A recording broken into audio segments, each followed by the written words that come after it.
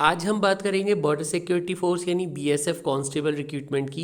ये एक बहुत ही इंपॉर्टेंट रिक्रूटमेंट है और आज की वीडियो में हम इसी पे चर्चा करने वाले हैं। तो चलिए शुरू करते हैं। सबसे पहले अगर हम बात करें कि किस तरह की पोस्ट आई है, तो आप अपनी स्क्रीन पे देख सकते हैं कि काफ़ी सारी ट्रेड्स में रिक्रूटमेंट्स आई है, जैसे कि cobbler, tailor, cook, water carrier, barber, waiter, माली। आप इनमें से किसी भी एक ट्रेड के लिए अप्लाई कर सकते हैं जिसके बारे में आप चाहें, लेकिन आप एक से ज़्यादा ट्रेड में अप्लाई नहीं कर सकते। आगे हम बात करेंगे इंपॉर्टेंट डेट्स की। तो ये रिक्रूटमेंट ऑलरेडी 15 जनवरी को स्टार्ट हो चुकी है और आपको इसके फॉर्म फिल करने हैं 28 फरवरी तक। इसकी फ़ीस पेमेंट की लास्ट डेट भी 28 फरवरी ही दी गई है। इसकी एग्ज़ाम डेट और एडमिट कार्ड की डेट अभी तक नहीं आई, लेकिन बहुत ही जल्द अनाउंस कर दी जाएगी।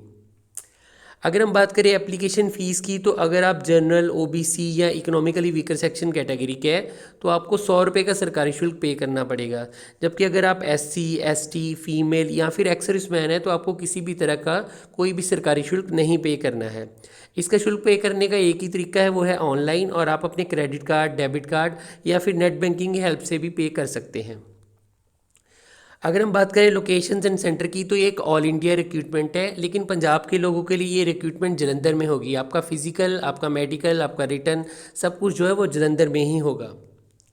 एज लिमिट की बात करें तो इसकी मिनिमम एज तो 18 ईयर रखी गई है, लेकिन मैक्सिमम एज जो जनरल के लिए रहेगी वो 23 रहेगी, ओबीसी के लिए 26, एससी एसटी के लिए 28, एक्स सर्विसमैन के लिए इसमें कोई भी लिमिट नहीं दी गई। आप अपनी एक्चुअल एज में से सर्विस ईयर कम माइनस कर लीजिए। अगर आपका आंसर 28 से नीचे आता है तो आप इस फॉर्म के लिए अप्लाई कर सकते हैं। नेक्स्ट अगर हम बात करें सैलरी की, तो 21,700 यानी 21,700 रुपये इसकी बेसिक सैलरी रखी गई है। क्वालिफिकेशन की बात करें तो इसके लिए आपका 10वीं पास होना ज़रूरी है। जिस आपने किसी भी बोर्ड से अगर 10th की है तो आप इस रिक्रूटमेंट के लिए अप्लाई कर सकते हैं। आगे हम बात करेंगे डिसक्वालिफिकेशन की। आप सिर्फ दो हालातों में डिसक्वालीफाई हो जाएंगे। नंबर एक, अगर आपने 2 मैरिजेस की है यानी 2 शादियां की है तब भी आप इस पोस्ट से डिसक्वालीफाई हो जाएंगे, या फिर आपने किसी ऐसे पर्सन से शादी कर ली है जो पहले से ही शादीशुदा है तो आप डिसक्वालीफाई हो जाएंगे। आगे हम बात करेंगे मोड ऑफ सिलेक्शन की, यानी इस रिक्रूटमेंट के लिए आपको क्या क्या करना होगा। तो सबसे पहले तो आपको फॉर्म फिल करना होगा। अगर आपने करेक्ट फॉर्म फिल किया तो आपको नेक्स्ट चीज़ के लिए जो है बुलाया जा सकता है। उसके बाद अगर आपका फॉर्म करेक्ट माना जाता है तो आपका पीएसटी होगा। पीएसटी का यहाँ पे मतलब है फिजिकल स्टैंडर्ड टेस्ट। इसमें आपकी हाइट और चेस्ट मेज़र होती है।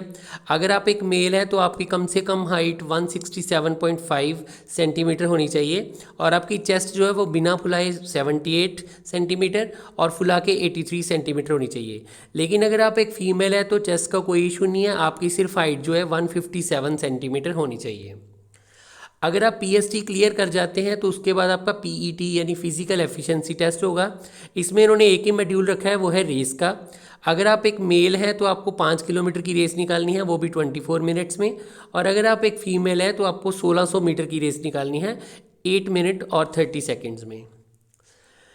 अगर आप ये टेस्ट भी पास कर जाते हैं तो इसके बाद आपको मेडिकल टेस्ट क्लियर करना होगा। मेडिकल टेस्ट क्लियर करने की इनकी कुछ कंडीशंस है। जैसे सबसे पहली कंडीशन की ये है कि आपकी नीज़ जो है वो नॉक नहीं होनी चाहिए।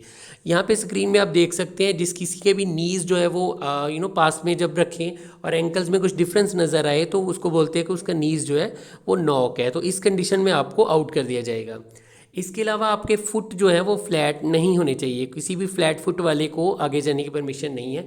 फ्लैट फुट से आप यहाँ पे जैसे स्क्रीन में देख सकते हैं कि नॉर्मल जो फुट होता है वो इस तरह का होता है जैसा कि स्क्रीन में दिखाया गया है। और अगर आपका फुट फ्लैट है तो यहाँ पे थोड़ा सा गैप आपको दिख रहा है नॉर्मल में, और फ्लैट में कोई भी गैप नहीं दिख रहा है। इसका मतलब अगर आपका पैर जब ज़मीन पर लगता है और कोई गैप नहीं आता तो आपका फ्लैट फुट है। उस केस में आप डिस्क्वालीफाई कर दिए जाएंगे। इसके अलावा तीसरी कंडीशन है उनकी कि आपकी जो आईज़ है उसमें स्क्विंट नहीं होना चाहिए, पेंगापन नहीं होना चाहिए।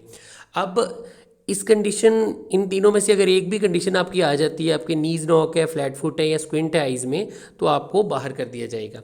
इसके अलावा आपकी मेंटल हेल्थ और फिजिकल हेल्थ गुड होनी चाहिए। आपके पास आपका कोई भी डिजीज़ नहीं होना चाहिए पूरी बॉडी में, और आपकी जो मेंटल कंडीशन है वो बिल्कुल ठीक होनी चाहिए। एक इम्पॉर्टेंट बात यहाँ पे ये है कि कोई भी एक्स सर्विसमैन जो इस पोस्ट के लिए अप्लाई कर रहा है उसका कोई भी फिजिकल एफिशिएंसी टेस्ट नहीं होगा जो बाकी सिविल वाले उनका होगा। इसके अलावा फिजिकल एफिशिएंसी टेस्ट का कोई भी मार्क नहीं होगा, आपको सिर्फ वो क्वालिफाई करना होगा, एंड दैट्स ऑल। आगे हम बात करते हैं रिटर्न की। तो 100 मार्क्स का एक रिटर्न पेपर आएगा जिसमें 4 सब्जेक्ट होंगे जो कि होंगे जीके, मैथ्स, रीजनिंग और इंग्लिश। ये चारों सब्जेक्ट 25 मार्क्स के आएंगे। इसका मतलब है कि आपको 100 क्वेश्चन सॉल्व करने हैं, वो भी 2 घंटे के अंदर अंदर। 120 मिनट आपको दिए जाएंगे। ये टेस्ट ऑब्जेक्टिव फॉर्म में होगा, यानी इसमें एमसीक्यू होंगे और इसका सिलेबस जो है वो 10th से होगा। अगर आप एक जनरल या इकोनॉमिकली वीकर सेक्शन है तो आपको पास होने के लिए 35 मार्क्स चाहिए। लेकिन अगर आप एक एससी, एसटी, ओबीसी या फिर एक्स सर्विसमैन है तो आपको 33 मार्क्स से ही पास कर दिया जाएगा। इसके अलावा इनकी एक कंडीशन और भी है कि 10th तो आपको चाहिए चाहिए, उसके उसके अलावा आपके पास इन 3 चीज़ों में से एक चीज़ होनी चाहिए। या तो आपके पास 2 साल का वर्क एक्सपीरियंस होना चाहिए, या फिर 1 साल का सर्टिफिकेट कोर्स होना चाहिए, या फिर 2 साल का आईटीआई का डिप्लोमा होना चाहिए। इसको अगर हम अच्छे से समझें तो जितने भी ट्रेड टेस्ट है जैसे कि पेंटर, इलेक्ट्रीशियन, उसके लिए जैसे आपके पास अगर आईटीआई का डिप्लोमा है तो वो भी चल जाएगा, या 1 ईयर का सर्टिफिकेट कोर्स है वो भी चल जाएगा। लेकिन अगर इनमें से आपके पास कुछ भी नहीं है, आप सिर्फ 10th पास हो, तो आपके पास कम से कम 2 साल का वर्क एक्सपीरियंस तो होना ही चाहिए, अदरवाइज़ आपका फॉर्म जो है रिजेक्ट कर दिया जाएगा। आई होप आपको ये वीडियो अच्छी लगी। अगर ये वीडियो अच्छी लगी तो इस वीडियो को लाइक करें, सब्सक्राइब करें चैनल को और शेयर करो इसको बाकी सारे फ्रेंड्स के साथ जिन्हें आप गवर्नमेंट जॉब में देखना चाहते हैं। इस तरह की वीडियोस और देखने के लिए हमारे चैनल के साथ जुड़े रहिए। अगली वीडियो में हम एक और चीज़ देखेंगे, एक और जॉब के बारे में जानेंगे। तब तक के लिए नमस्कार, जय हिंद।